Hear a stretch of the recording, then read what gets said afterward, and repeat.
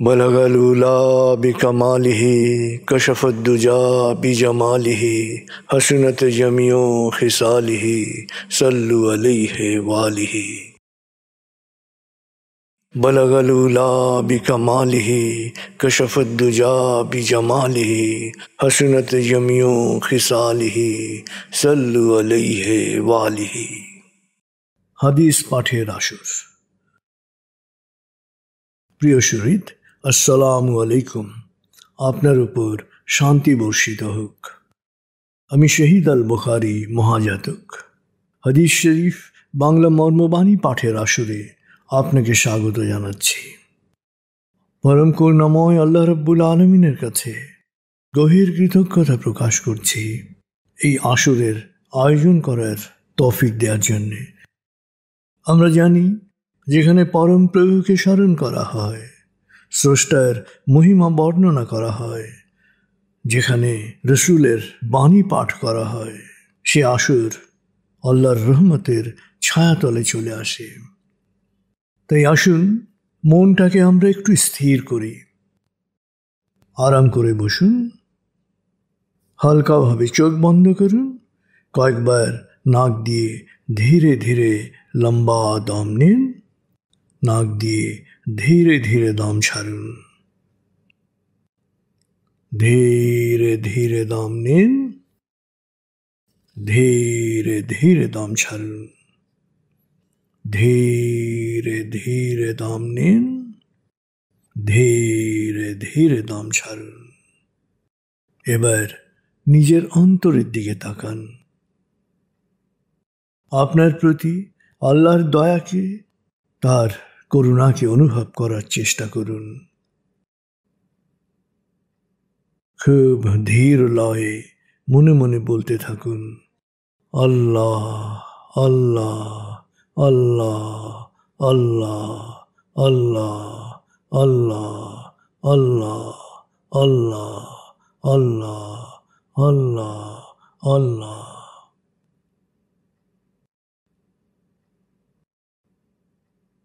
খুব ধীর লয়ে মনে মনে বলতে থাকুন, আল্লাহ আল্লাহ আল্লাহ আল্লাহ আল্লাহ আল্লাহ আল্লাহ আল্লাহ আল্লাহ আল্লাহ।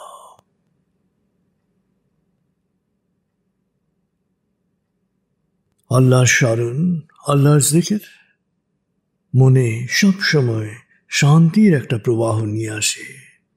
আল্লাহ আল্লাহ আল্লাহ আল্লাহ আল্লাহ আল্লাহ আল্লাহ।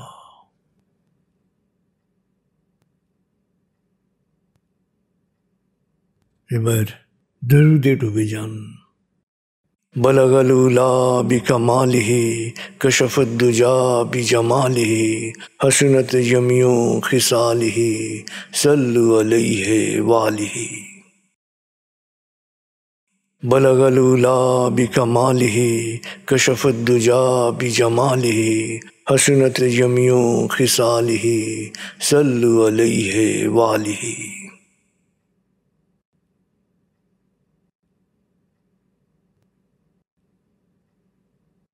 মহানবীর বাণী শোনার জন্য আপনার প্রস্তুতি সম্পন্ন হয়েছে। আপনার মন এখন বাণীর গভীরে প্রবেশ করতে পারবে। হাদিস পাঠের আসরের ত্রয়োদশ পর্বে আমরা শুনব হাদিস শরীফ বাংলা মর্মবাণীর দান অধ্যায়ের হাদিস নম্বর 312 থেকে 327। বিষয় সৎকর্মের গুরুত্ব। হাদিস 312। সকল সৃষ্টি হচ্ছে আল্লাহর পরিবার। আল্লাহর পরিবারের সাথে ভালো ব্যবহারকারী আল্লাহর সবচেয়ে প্রিয়। বর্ণনাকারী আনাস ইবনে মালিক রাদিয়াল্লাহু আনহু, গ্রন্থনা আবু ইয়ালা বাইহাকি। হাদিস 313। যাদের দ্বারা মানুষ সবচেয়ে বেশি উপকৃত হয়, আল্লাহ তাদের সবচেয়ে বেশি ভালোবাসেন। বর্ণনাকারী আব্দুল্লাহ ইবনে মাসউদ রাদিয়াল্লাহু আনহু, গ্রন্থনা তাবারানি। হাদিস 313 ক। একজন নবীজি সাল্লাল্লাহু আলাইহি ওয়াসাল্লামকে জিজ্ঞেস করলেন, হে আল্লাহর রাসূল, আল্লাহর কাছে সবচেয়ে প্রিয় মানুষকে? আল্লাহর কাছে সবচেয়ে প্রিয় কাজ কি? নবীজি সাল্লাল্লাহু আলাইহি ওয়াসাল্লাম জবাব দিলেন, যার দ্বারা মানুষ সবচেয়ে বেশি উপকৃত হয় সেই আল্লাহর সবচেয়ে প্রিয়। আর সবচেয়ে প্রিয় কাজ হচ্ছে কোনো দুর্দশাগ্রস্তের দুর্দশা দূর করা, ঋণগ্রস্তকে ঋণ মুক্তির ব্যবস্থা করা, ক্ষুধার্থের ক্ষুধা নিবারণ করা।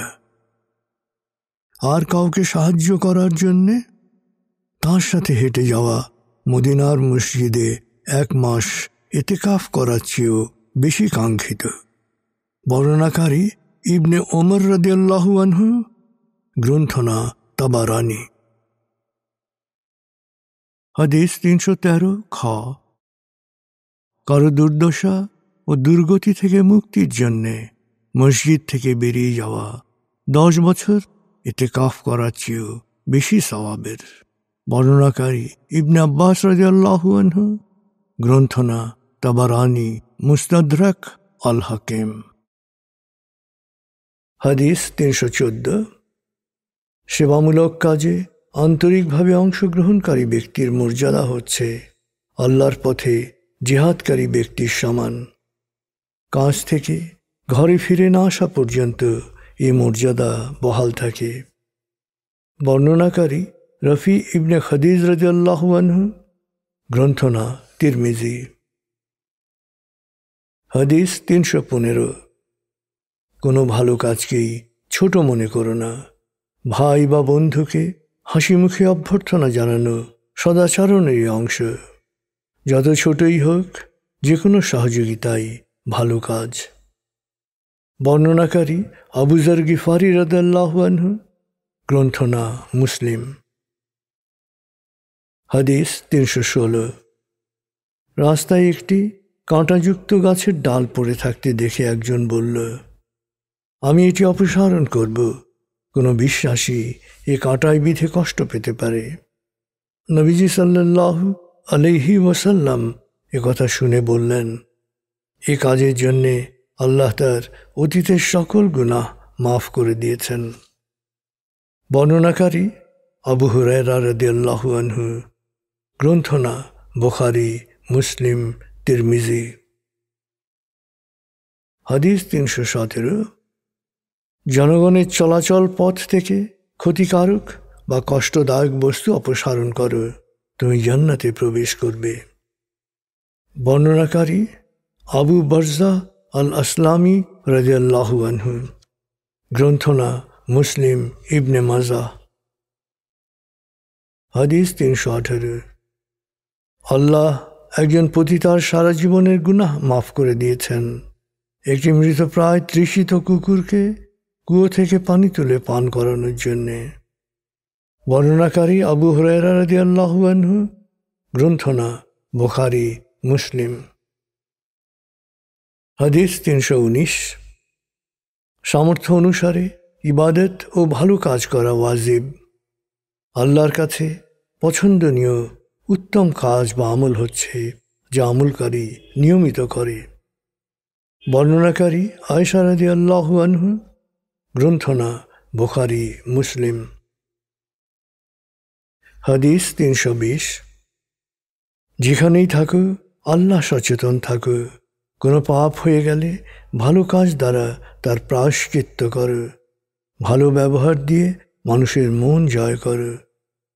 বর্ণনাকারী আবু যর গিফারি রাদিয়াল্লাহু আনহু, গ্রন্থনা তিরমিজি। হাদিস 321।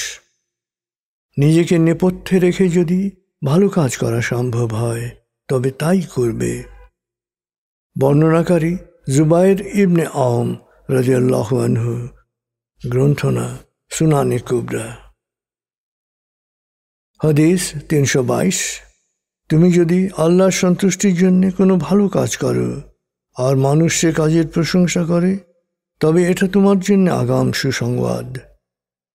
বর্ণনাকারী আবু যর গিফারি রাদিয়াল্লাহু আনহু। গ্রন্থনা মুসলিম।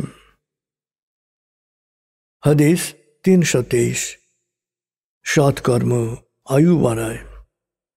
বর্ণনাকারী সাওবান রাদিয়াল্লাহু আনহু, সালমান ফার্সি রাদিয়াল্লাহু আনহু। গ্রন্থনা তিরমিজি, ইবনে মাজাহ, মিশকাত। হাদিস 324। ভালো কাজে উদ্বুদ্ধ করো, তোমরা অবশ্যই এর পুরস্কার পাবে। বর্ণনাকারী আবু বুর্দা ইবনে আবু মুসা রহমতুল্লাহ আলাইহি। গ্রন্থনা বুখারী। হাদিস 325। কোনো সৎ কাজের পথ প্রদর্শনকারী সেই সৎ কাজ সম্পাদনকারীর সমান সওয়াব পাবে। বর্ণনাকারী আবু হুরায়রা রাদিয়াল্লাহু আনহু, আবু মাসউদ রাদিয়াল্লাহু আনহু। গ্রন্থনা মুসলিম। হাদিস 326। আল্লাহ কারো ভালো কাজই ব্যর্থ হতে দেন না। বিশ্বাসী ব্যক্তি সৎকর্ম করলে আল্লাহ ইহকাল ও পরকাল দুই কালেই এর পুরস্কার দেবেন। আর কোন অবিশ্বাসী বা সত্য অস্বীকারীর ভালো কাজের প্রতিদান যা দেয়ার তিনি তাকে এই পৃথিবীতেই দেবেন। বর্ণনাকারী আনাস ইবনে মালিক রাদিয়াল্লাহু আনহু। গ্রন্থনা মুসলিম। হাদিস 327। আল্লাহ কোনো বান্দার কল্যাণ চাইলে তিনি তাকে মৃত্যুর আগেই পরিশুদ্ধ করেন। সাহাবীরা জিজ্ঞেস করলেন, আল্লাহ কিভাবে মৃত্যুর আগে তাকে পরিশুদ্ধ করেন? নবীজি সাল্লাল্লাহু আলাইহি ওয়াসাল্লাম বললেন, তিনি তাকে মৃত্যুর পূর্ব মুহূর্ত পর্যন্ত সৎকর্ম অব্যাহত রাখতে উদ্বুদ্ধ করেন। বর্ণনাকারী আবু মামা রাদিয়াল্লাহু আনহু। গ্রন্থনা মুজাম আল কবির। প্রিয় শরীর, আমরা হাদিস শরীফ বাংলা মর্মবাণীর দান অধ্যায়ে সংযোজিত হাদিস থেকে সৎকর্ম, সাদাকা বা দানের গুরুত্ব প্রসঙ্গের হাদিস শুনলাম এবং এই গুচ্ছের প্রথম হাদিসটি স্রষ্টার কাছে দাতার যে মর্যাদা খুব সুন্দরভাবে তুলে ধরা হয়েছে, যে সকল সৃষ্টি হচ্ছে আল্লাহর পরিবার। আল্লাহর পরিবারের সাথে ভালো ব্যবহারকারী আল্লাহর সবচেয়ে প্রিয়। স্রষ্টার কাছে প্রিয় সেই যে তার পরিবারের সাথে ভালো আচরণ করেন। ভালো আচরণ, ভালো ব্যবহার সাদাকা বা দান হিসেবে নিঃসন্দেহে প্রথম কাতারের। এই হাদিস গুচ্ছে দাতার যে মর্যাদা, দাতার প্রতি স্রষ্টার বিশেষ দয়ার কথা, বিশেষ অনুগ্রহের কথা বিভিন্নভাবে ব্যক্ত করা হয়েছে। দান অধ্যায়ের হাদিস গুচ্ছে সাদাকা, দান বা সৎকর্মকেও নানাভাবে সংজ্ঞায়িত করা হয়েছে।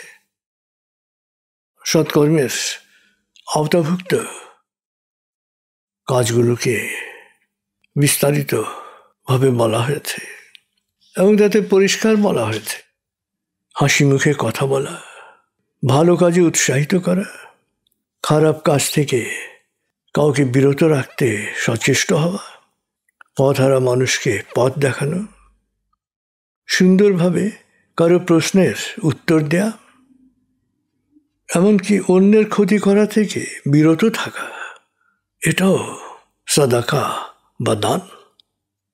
অসুস্থকে দেখতে যাওয়া, কাউকে পানি ঢেলে খাওয়ানো, সন্তানের, স্ত্রীর এবং অধীনস্থদের ভরণ পোষণ, লালন পালন, স্ত্রীর সাথে হাসি মুখে কথা বলা, সন্তানকে আদর করা, প্রতিবেশীকে উপহার দেয়া, প্রতিবেশীর সাথে সুন্দর আচরণ করা, সুন্দর ব্যবহার করা, সবটাই আল্লাহ সাদাকা বা দান হিসেবে গণ্য করেন।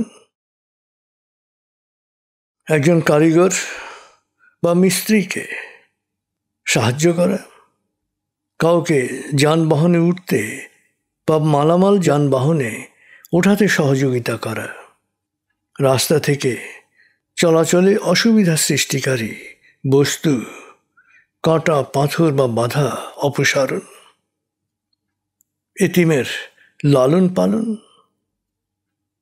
বিবাদমান দুই পক্ষের মধ্যে সুবিচার করা বা আপোষ মীমাংসা করা, অর্থাৎ সৃষ্টির কল্যাণে, সে মানুষ হোক বা যে কোনো প্রাণী, কল্যাণে করা প্রতিটি কাজ হচ্ছে সাদাকা এবং দান।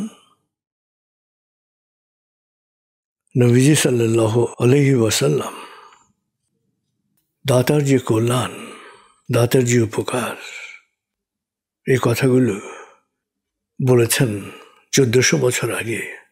এবং তিনি বলেছেন যে তোমরা রোগ মুক্তির জন্য দান করো, সাদাকা দাও। তিনি খুব পরিষ্কারভাবে বলেছেন, দান পাপ মোচনের জন্য দান করো, সাদাকা দাও। দান শুধু মানুষকে সুস্থ করে না, সেই সাথে সুখীও করে এবং সে দীর্ঘায়ু হয়, তার আয়ু বাড়ে। এবং সেবামূলক কাজে আন্তরিকভাবে অংশগ্রহণকারী ব্যক্তির মর্যাদা আল্লাহর কাছে আল্লাহর পথে জিহাদকারী ব্যক্তির সমান। এবং সেবামূলক কাজ শেষ করে ঘরে ফিরে না আসা পর্যন্ত তার এই মর্যাদা বহাল থাকে। এবং সংঘবদ্ধভাবে সেবামূলক কাজ সবসময় দাতা বা সেবকের সামাজিক বন্ধনকে জোরদার করে। এবং যাদের সংঘবন্ধন যত ঐকান্তিক, ভয়, আতঙ্ক, পেরেশানি থেকে তারা মুক্ত থাকেন এবং নিঃসঙ্গ, সমাজ বিচ্ছিন্ন ব্যক্তির চেয়ে তাদের ভালো থাকা, দীর্ঘায়ু হওয়ার সম্ভাবনা 50% বেশি।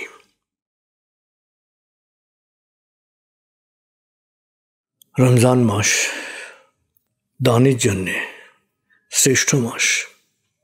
এমনি অন্য যে কোনো ভালো কাজের নেকি শুরু হয়, পুণ্য শুরু হয় 10 গুণ থেকে, আর সৎ দানের নেকি শুরু হয় 700 গুণ থেকে। এবং রমজান মাসে এই 700 গুণের উপরে এটি কমপক্ষে 70 গুণ। এবং যখন সংঘবদ্ধভাবে দান করা হয় তখন আরও 70 গুণ, অর্থাৎ 700 গুণিতক 70 গুণিতক 70। সাহাবীরা বলেন, নবীজি সাল্লাল্লাহু আলাইহি ওয়াসাল্লাম সবচেয়ে বড় দাতা ছিলেন এবং রমজান মাসে তিনি দানের পরিমাণ আরও বাড়িয়ে দিতেন। দানের একটি গুরুত্বপূর্ণ অধ্যায় হচ্ছে সাদকায়ে জারিয়া বা বহমান দান। ব্যক্তি ও সমাজ জীবনে এই সাদকায়ে জারিয়ার ব্যাপক প্রভাব নিয়ে আমরা ইনশাআল্লাহ আগামীকাল হাদিস পাঠের আসরে আলোচনা করব। এখন কিছু সময় আপনি একটু নিজের মধ্যে ডুবে যান। গত রমজান থেকে এই রমজান পর্যন্ত আপনি কী কী সৎকর্ম করেছেন, কী কী ভালো কাজ করেছেন, কোন কোন কাজ সৎ দান হিসেবে আপনি বিবেচনা করছেন। সময় নিয়ে সেই কাজগুলো স্মরণ করুন, খেয়াল করুন এবং সেই কাজগুলো করতে পারার জন্যে পরম প্রভুকে ধন্যবাদ দিন।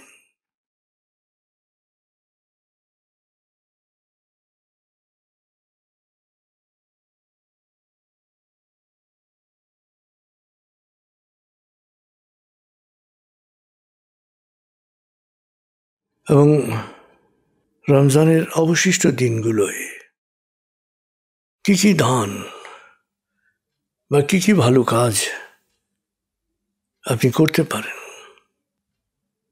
তার একটা তালিকা করুন।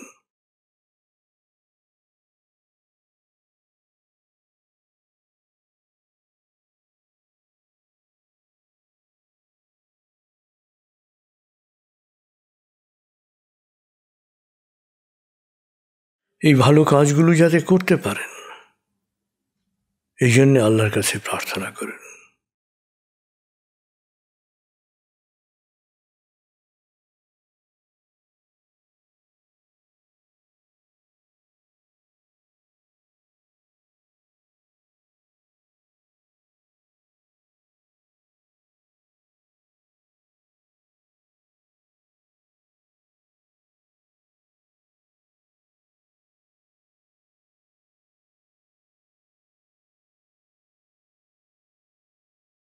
এবার নিজের জন্যে বা প্রিয়জনের জন্যে বিশেষ কোনো প্রার্থনা থাকলে সেই প্রার্থনায় মনোযোগ দিন।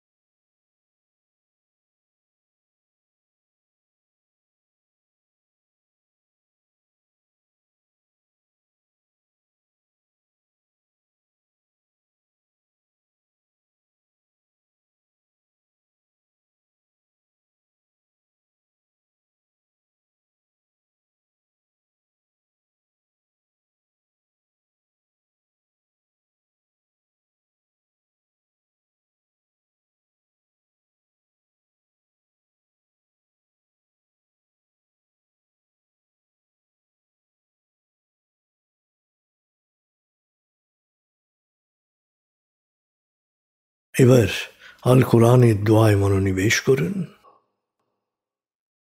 আল কোরআন দোয়া। আল কোরআনের মূল শিক্ষা শুকরিয়া ও দোয়া। শুকরিয়া ও দোয়া আপাত অসম্ভবকে সম্ভব করে, অন্তরে প্রশান্তি আনে, দুনিয়া ও আখিরাতের কল্যাণকে নিশ্চিত করে। তাই আসুন আমরা দোয়ায় লীন হই। বিসমিল্লাহির রহমানির রহিম। সকল প্রশংসা বিশ্বজাহানের প্রতিপালক হে আল্লাহ তোমারই জন্যে। তুমি দয়াময়, মেহেরবান, প্রতিদান দিবসের মালিক। আমরা শুধু তোমারই ইবাদত করি, শুধু তোমারই সাহায্য চাই। প্রভু হে, তোমার প্রিয়জনদের সহজ সরল আলোকিত পথে আমাদের পরিচালিত করে। প্রভু হে, বিভ্রান্ত অভিশপ্তদের অন্ধকার গহ্বর থেকে তুমি আমাদের রক্ষা করো। আমিন। হে আমাদের প্রতিপালক, আমাদের দুনিয়ার কল্যাণ ও আখিরাতের কল্যাণ দান করো। আগুনের শাস্তি থেকে আমাদের রক্ষা করো। হে আমাদের প্রতিপালক, আমরা ঈমান এনেছি, তুমি আমাদের ক্ষমা করো, তুমি আমাদের করুণা করো, তুমি করুণা নিধান। হে আমাদের প্রতিপালক, সরল পথ প্রদর্শনের পর তুমি আমাদের অন্তরকে সকল প্রকার সংশয় ও বিভ্রান্তি থেকে মুক্ত রাখো। তোমার রহমতের ছায়ায় আমাদের রাখো। নিশ্চয়ই তুমি বেহিসাব দানকারী। হে আমাদের প্রতিপালক, প্রতিদান দিবসে আমাকে, আমার মা বাবাকে এবং সকল বিশ্বাসীকে তুমি ক্ষমা করে দিও। হে আমাদের প্রতিপালক, আমাকে জ্ঞান দান করো। হে আমার প্রতিপালক, আমার মা বাবা শৈশবে যে মমতায় আমাকে লালন করেছেন, তুমিও তাদের উপর সেরকম করুণা বর্ষণ করো। হে আমাদের প্রতিপালক, আমরা আমাদের নিজেদের ওপরে জুলুম করেছি, তুমি ক্ষমা না করলে, দয়া না করলে আমরা ধ্বংস হয়ে যাব। হে আমাদের প্রতিপালক, আমরা একজন আহ্বানকারীর আহ্বানে সাড়া দিয়ে তোমার প্রতি ঈমান এনেছি।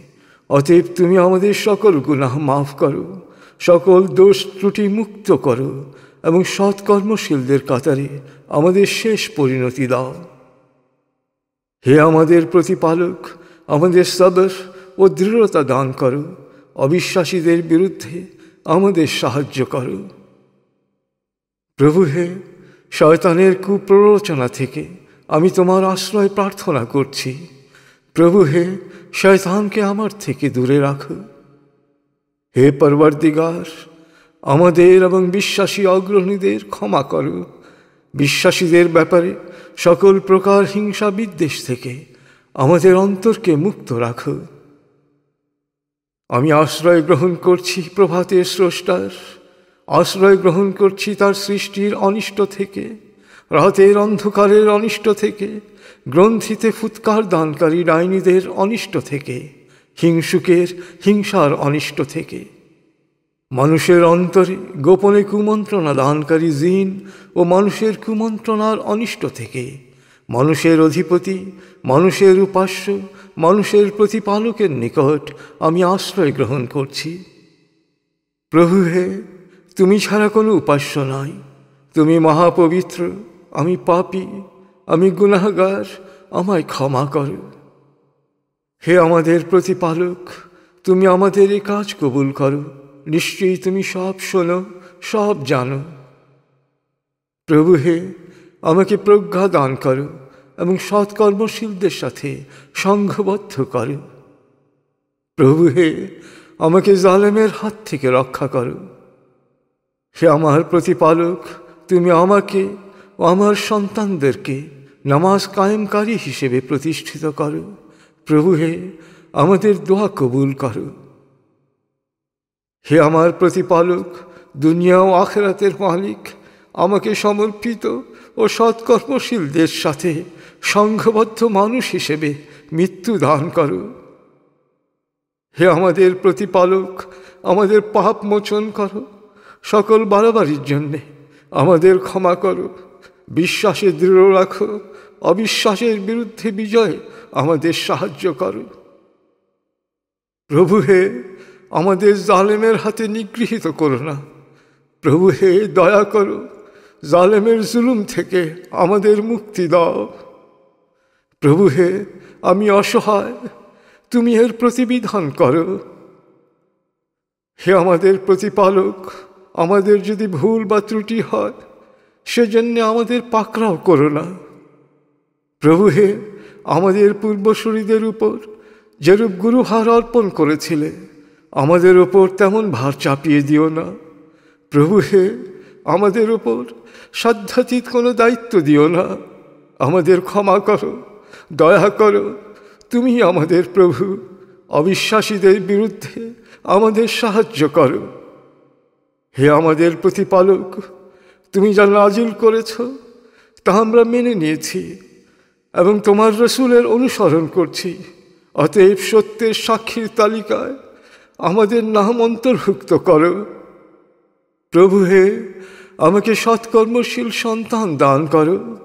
প্রভু হে, আমার হৃদয় প্রশস্ত করে দাও, আমার কাজকে সহজ করে দাও, আমার কণ্ঠের জড়তা দূর করে দাও, যেন সবাই আমার কথা বুঝতে পারে।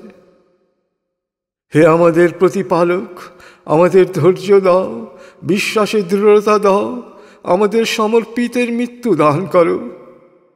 হে আমাদের প্রতিপালক, আমরা তোমারই ওপর ভরসা করেছি, তোমারই দিকে তাকিয়ে আছি এবং শেষ পর্যন্ত তোমার কাছেই আমরা ফিরে যাব।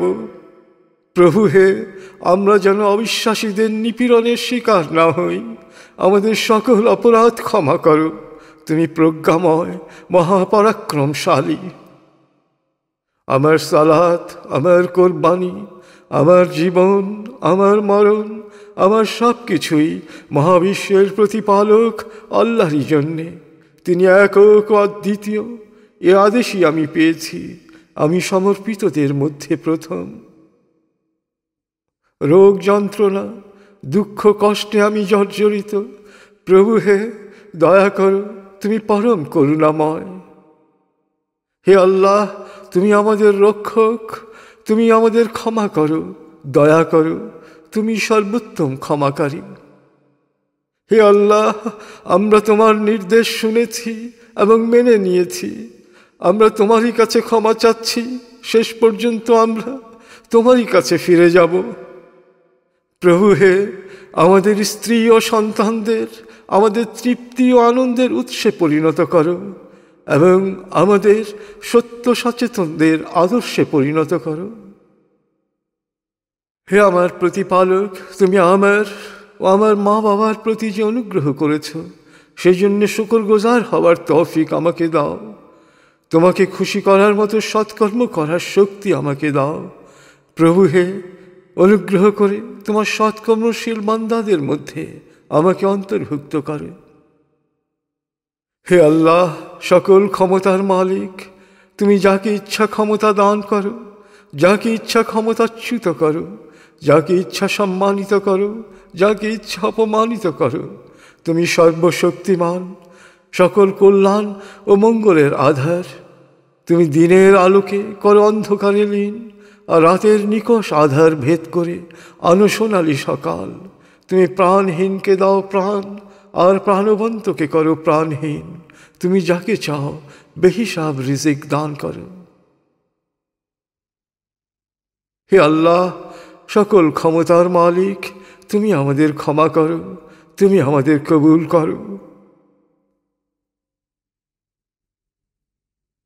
আমার ত্যাগ, আমার স্মরণ, আমার মেধা, আমার মনন, আমার কলম, আমার বচন, আমার শক্তি, আমার ধন, আমার জীবন, আমার মরণ, আমার সব কিছুই মহাবিশ্বের প্রতিপালক হে আল্লাহ তোমায় করছি সমর্পণ। অনন্ত অসীম দয়াময় প্রভু, তুমি নিরঞ্জন। তোমার রহমতের ছায়ায় আমায় রাখো সারাক্ষণ। আমার ত্যাগ, আমার স্মরণ, আমার মেধা, আমার মনন, আমার কলম, আমার বচন, আমার শক্তি, আমার ধন, আমার জীবন, আমার মরণ, আমার সব কিছুই মহাবিশ্বের প্রতিপালক হে আল্লাহ তোমায় করছি সমর্পণ। অনন্ত অসীম দয়াময় প্রভু, তুমি নিরঞ্জন। তোমার রহমতের ছায়ায় আমায় রাখো সারাক্ষণ। আমার ত্যাগ, আমার স্মরণ, আমার মেধা, আমার মনন, আমার কলম, আমার বচন, আমার শক্তি, আমার ধন, আমার জীবন, আমার মরণ, আমার সব কিছুই মহাবিশ্বের প্রতিপালক হে আল্লাহ তোমায় করছি সমর্পণ। অনন্ত অসীম দয়াময় প্রভু, তুমি নিরঞ্জন। তোমার রহমতের ছায়া আমায় রাখো প্রতিক্ষণ। আমিন। পরম করুণাময় আমাদের হাদিস পাঠের আসরকে সৎকর্ম হিসেবে কবুল করুন এবং আজকের আসরে অংশগ্রহণকারী সবাইকে দুনিয়া ও আখিরাতে সফল ও সম্মানিত করুন। আমিন। খুদা হাফিজ। আসসালামু আলাইকুম। আপনার উপর শান্তি বর্ষিত হোক।